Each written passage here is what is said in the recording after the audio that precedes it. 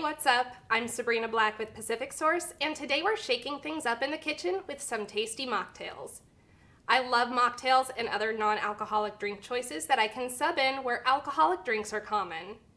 I find that it's not the alcohol I crave, it's the routine and the social time or the feelings associated with it. That's why today's mocktails are crafted to fit some common rituals and social situations where alcohol usually has a place in our lives.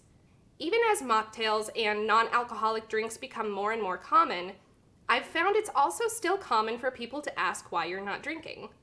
Whether you're sober curious, or just not interested in alcohol, here are some responses you can use if people are asking you why you're not drinking. I don't want to, or I prefer not to. Simple. Alcohol doesn't align with my health goals. I'm here for the company, not the drinks. I'm saving my indulgences for fill in the blank. Alcohol, like a lot of other things, is an indulgence to be enjoyed in moderation. Maybe you're skipping alcohol in favor of your favorite evening snack after dinner. And finally, I don't like the taste of alcohol.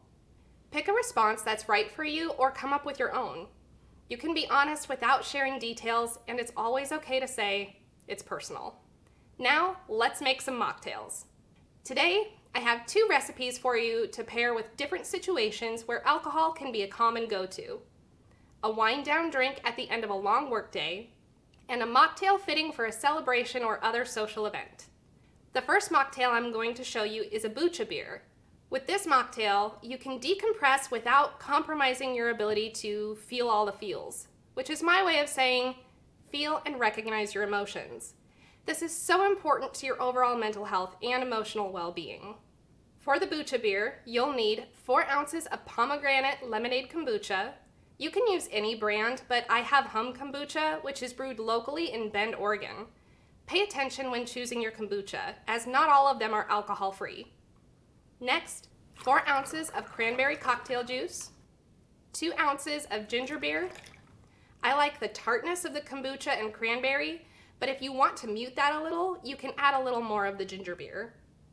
Pop the lemon spiral on top, give it a little stir, and enjoy. Tart with a little kick from the ginger beer, so good. Let's move on to the next recipe. A citrus kicker, which is great for parties or social events when you want to drink with a little more pizzazz. Some of the fun of cocktails are the garnishes and the drinking glasses, so keep this in mind, especially for social events. For my mocktail, I've skewered some orange, lemon, and lime slices to pop into my glass, but you could always go with wedges for the rim of the glass. Also, these measurements are for a single drink, but you could multiply the measurements by 4 or more and make a pitcher. This is a great option if you're having a party or celebration and want it to be easily available. Just set it out with fun drink glasses, some garnish skewers, and ice, and you're set. Be mindful not to make it too far in advance because you don't want the sparkling waters to go flat. Whether you're making 1 glass or a pitcher, all you do is combine the ingredients. For this mocktail, you're going to need 4 ounces of sparkling lemon lime soda water, 4 ounces of sparkling orange mango soda water, 2 ounces of cranberry cocktail juice, 2 ounces of orange juice, orange, lemon, and lime slices for garnish, and ice, which again is optional. Delicious. All that's left to do now is kick back with your mocktail and your friends and enjoy. You have so many options for alcohol-free beverages for all occasions. I like fizzy, fruity, berry options, but it's so easy to let your taste preferences guide you and create your own delicious mocktails. Now that I've gone through the recipes, let's quickly recap some responses you can use if you get questioned about why you're opting to go the mocktail route. 1, I don't want to, or I prefer not to. 2, alcohol doesn't align with my health goals. 3, I'm here for the company, not the drinks. 4, I'm saving my indulgences for fill in the blank. 5, I don't like the taste of alcohol. However you choose to respond, be genuine and respect your own boundaries.